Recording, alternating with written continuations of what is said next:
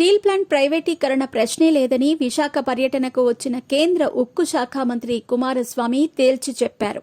ఈ ప్రకటనకు ముందు Telangana BRS working president KTR steel plant ప్రైవేటీకరణను టీడీపీ ఆపేసిందని చెప్పారు. ప్రాంతీయ పార్టీలకు ప్రజలు మద్దతుగా ఉండాలని వాదించే క్రమంలో ఈ క్రెడిట్ చంద్రబాబుకి ఇచ్చారు. అయితే అప్పటికీ అధికారిక ప్రకటన రాలేదు. కేంద్ర ఉక్కు మంత్రి విశాఖకు వచ్చిన తర్వాత ఖచ్చితంగా ప్రభుత్వ రంగంలోనే ఉంటుందని చెప్పారు. చంద్రబాబు నాయుడు కూడా అదే భరోసా ఇచ్చారు.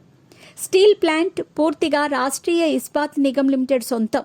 100% వాటాలు ఆ సంస్థకే ఉన్నాయి. ఏపీ ప్రభుత్వానికి ₹1 వాటా కూడా లేదు.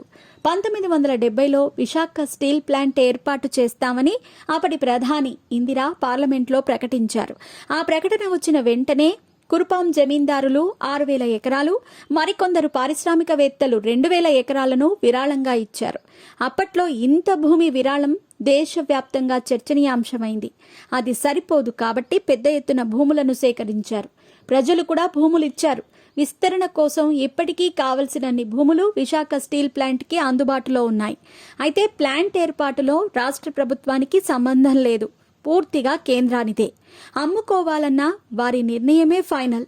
రాష్ట్ర ప్రభుత్వం అభిప్రాయం మాత్రమే చెప్పగలదు.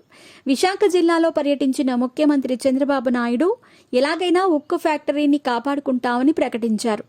పబ్లిక్ లిమిటెడ్ కంపెనీగానే ఉంటుందన్నారు. గతంలో వాజ్పేయి ప్రభుత్వం కూడా ప్రైవేటీకరణ ప్రయత్నాలు చేస్తే అప్పుడు దాన్ని నిలువరించి ఉక్కు ఫ్యాక్టరీకి మేలు చేసేలా కేంద్ర ప్రభుత్వాన్ని ఒప్పించామని చంద్రబాబు చెబుతూ ఉంటారు. చంద్రబాబు మద్దతుపైనే ఆధారపడిన ప్రభుత్వం కేంద్రంలో ఉన్న సమయంలో రాష్ట్రానికి ప్రతిష్టాత్మకమైన విశాఖ ఉక్కును ప్రభుత్వ రంగంలో కొనసాగించేలా చూస్తున్నారని అనుకోవచ్చు. విశాఖ ఉక్కు కర్మాగారంలో ప్రభుత్వ వాటాలు అమ్మేసి ప్రైవేటుకు అప్పగిస్తామని కేంద్ర ప్రభుత్వ పెట్టుబడుల ఉపసంహరణ శాఖ గతంలో ప్రకటించారు.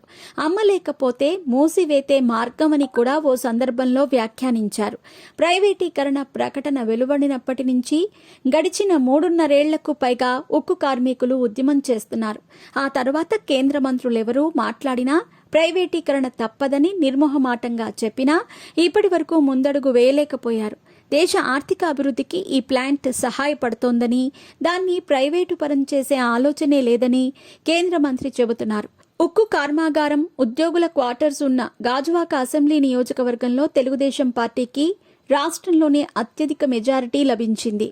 ఉక్కును ప్రభుత్వ రంగంలోనే కొనసాగించాలని రాష్ట్ర శాసనసభ ఏకగ్రీవంగా ఆమోదించింది.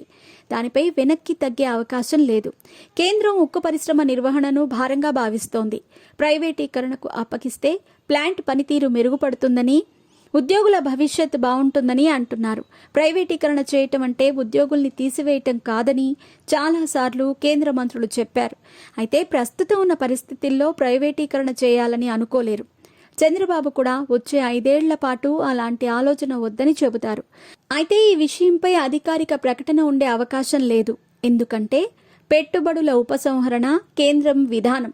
రాష్ట్రీయ ఇస్పాత్ నిగమ్ లిమిటెడ్ కూడా కేంద్రం జాబితాలో ఉంది. రాజకీయ కారణాలతో మాత్రం ఇప్పుడు వెనుకడుగు వేసే అవకాశం ఉంది. ఆ క్రెడిట్ టీడీపీ అధినేత చంద్రబాబుకు దక్కుతుందని అనుకోవచ్చు.